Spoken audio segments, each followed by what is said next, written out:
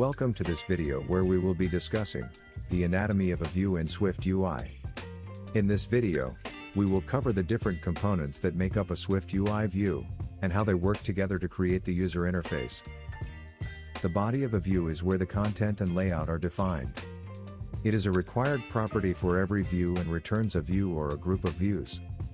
Let's take a look at an example. In this example, we have a simple view that displays the text "Hello, World." The body of the view is defined using the text view, which is a built-in view in SwiftUI. Properties.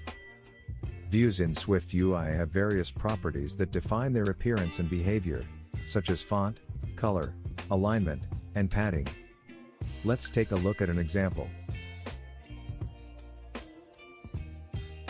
In this example, we have added two properties to the text view: foreground color and font. The foreground color property changes the color of the text to red, while the font property changes the font to a headline style. Modifiers. Modifiers are used to change the appearance or behavior of a view. For example, you can add a border, corner radius, or shadow to a view using modifiers. Let's take a look at an example. In this example, we have added two modifiers to the text view: padding and border.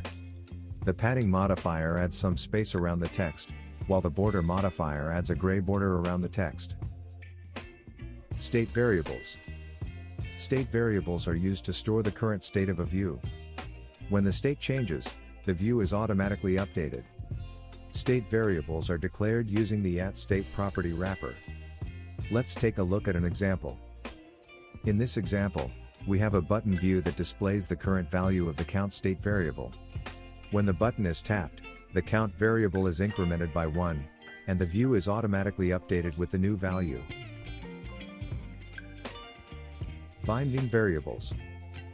Binding variables are used to create a two-way connection between two views.